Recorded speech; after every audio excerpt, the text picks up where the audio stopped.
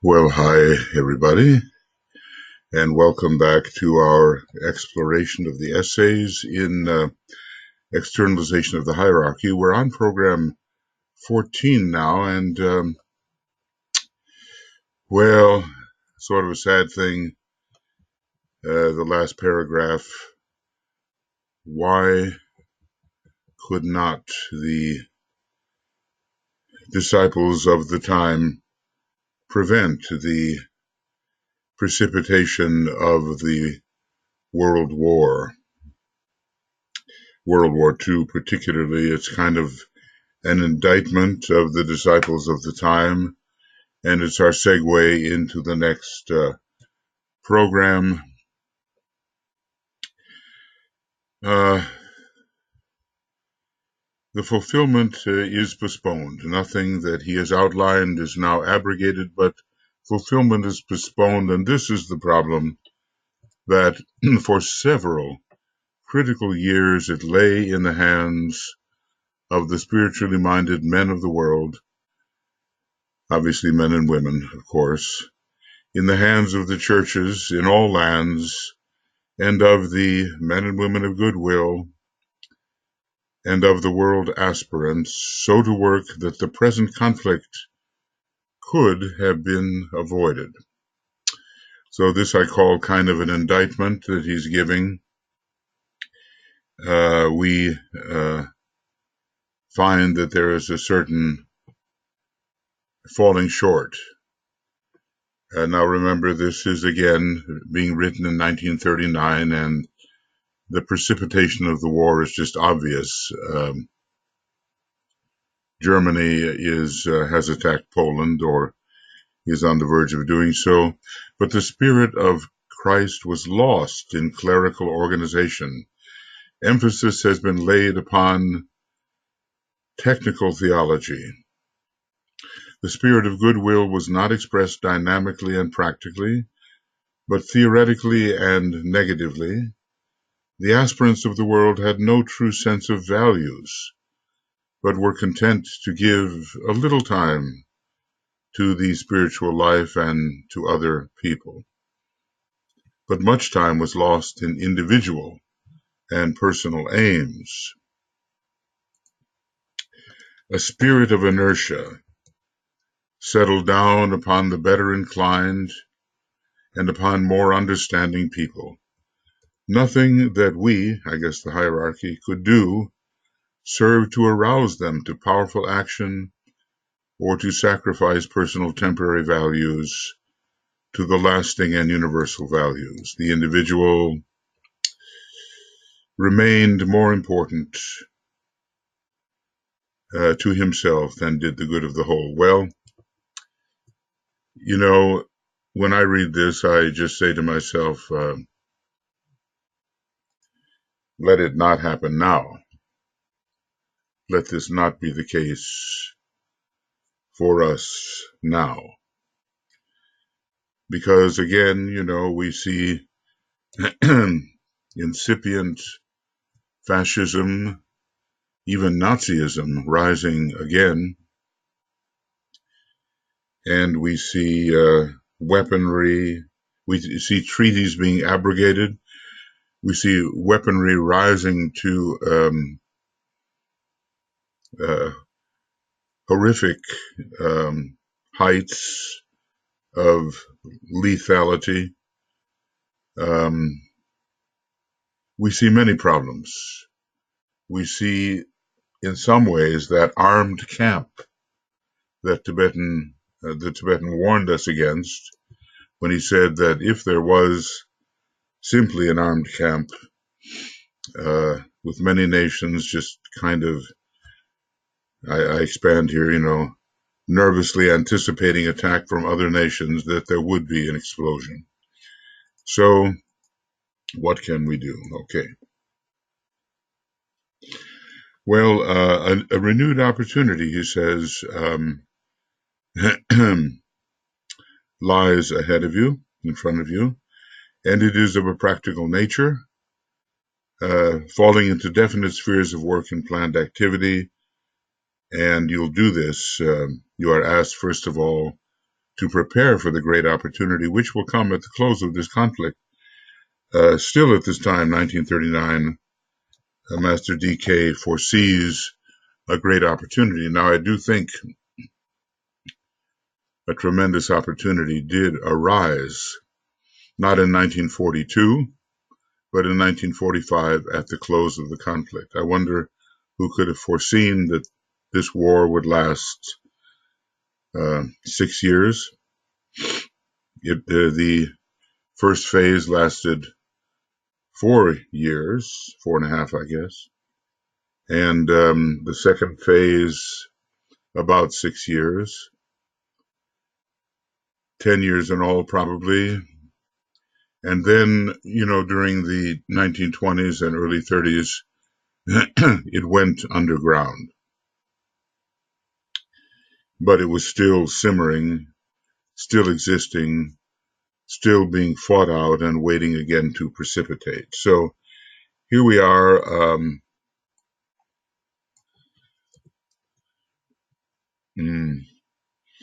And the date, we're on page 141.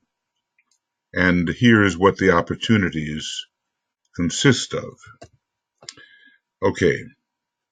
And let's see if somehow we are involved in anything resembling these opportunities, if they are appropriate today. To explain clearly to all people the cause which produces the opportunity and which is dedicated to the ending of the present state of affairs. See, it's an educational effort, is it not? To engineer some dramatic universal event which will serve as an inspiration and the inauguration of a new era of goodwill and right human relations. I guess this day of forgetfulness, forgiveness, and fulfillment that he has talked about. So that's the first possibility, to explain why the opportunity exists, and then to engineer some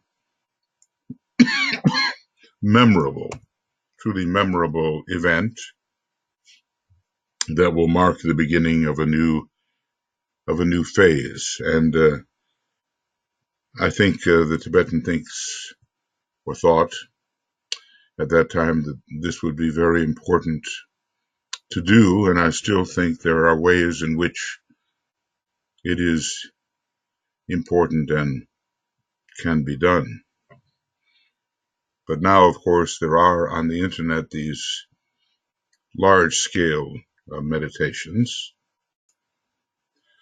I don't think there's anything of the kind exactly that he was speaking of, but there are great gatherings of people who seek to inaugurate a new and better way.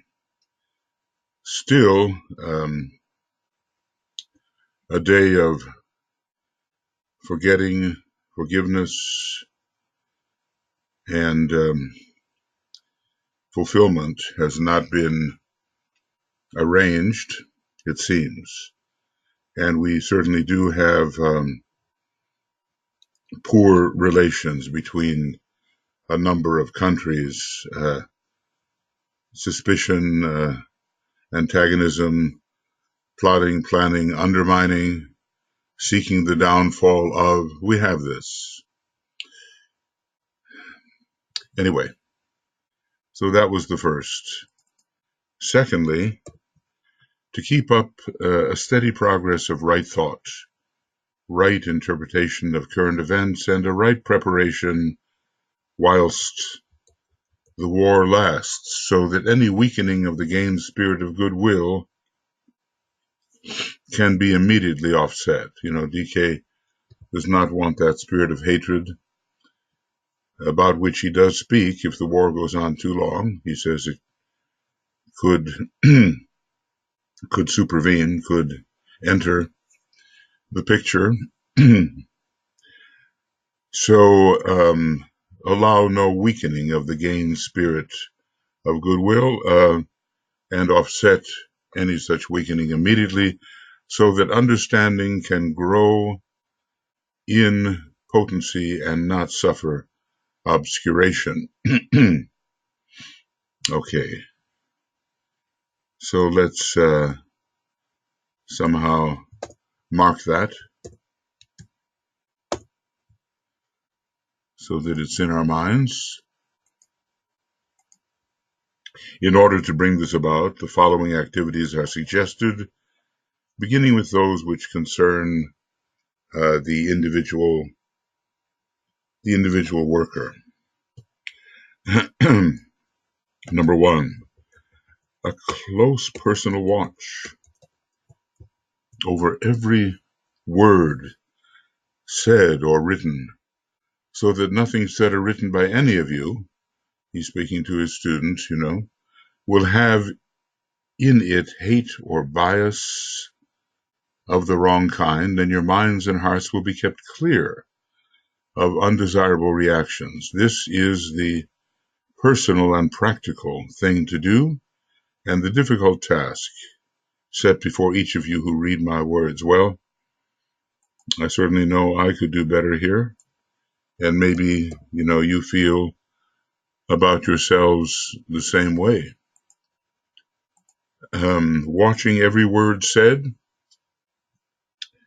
and written, so that there is no hate or, well, he says bias of the wrong kind. Is there a bias of the right kind? I suppose in the tendency to uphold the universal spiritual values is a correct inclination or bias. Anyway, our minds and hearts will be kept clear of undesirable reactions. There is still much hate and conflict in the world. It has not risen to the point of precipitating a major world war, but there are certainly minor wars occurring, and I'm sure the hatred is strong. They are still very brutal. I'm thinking about, even within the Arabic world, this conflict going on between Iran, let us say, and Saudi Arabia, well, Iran is not Arabic, it's Persian, but in that area of the world. And there have been areas where terrible attacks have been occurring. I'm thinking about the Sudan, and supported by Iran, and Saudi Arabia's revenge against that, and maybe some other Arab countries have been involved. I'm not sure exactly, but we know that there is hate in the world. We know that Russia is attempting surreptitiously to undermine the integrity of a number of Western nations by assailing the voting process and breeding conflict, and it certainly is working out in the United States. And we know there is a rejection of people who are in very difficult straits. Puerto Rico was hit by a hurricane, and it seems like the United States did little at all, probably because of the racist bias of those in power. Well, as we go around the world, we can find that this spirit must be corrected. As I say, it has not reached the point of precipitation into a world war, which would be a lethal matter for humanity, as the Tibetan warns. So, nevertheless, we must be cautious in what we say. And I personally, I'm always reminded, I feel strongly about certain things that are happening, and one has to be careful that those strong feelings do not descend into words which create or stoke or fan the fires of hatred. Okay, so that's one thing about the individual worker that must be done. Study and apprehend clearly the issues which lie behind this present conflict. DK has given us now quite a bit of material about the ancient origins of the conflict. Some things he will not say, and elsewhere in the books he has said, I will not say them because I wouldn't be believed anyway. So study and apprehend clearly the issues which lie behind this conflict so that there is no inner wavering as to the rightness of the side on which your interests lie, the side of the forces of light. Well, he is asking us to take sides, but the forces of light stand up for principles, and they do not hate. Parallel this with an understanding appreciation of the problems of those who are bewildered by the emphasis and the dynamic activities of those through whom the forces of materialism are working. At the same time, kill out all hateful criticism in your minds. Well, these are chastening words, and they surely apply to our present situation. There has been, in some ways, a great deal of progress in the world. But as I have said before, we stand on the brink of great developments and significant steps forward into the Aquarian age, and that can inspire fear. And where there is fear, there can be hatred. This is something that once in a film long ago, I think I was maybe only, 7, 8, 9 years old, something like that. And I saw what I think probably was a very bad film about Rome and the gladiatorial combats. And one line stood out to me. Man hates what he fears. And I think there's much truth to that. It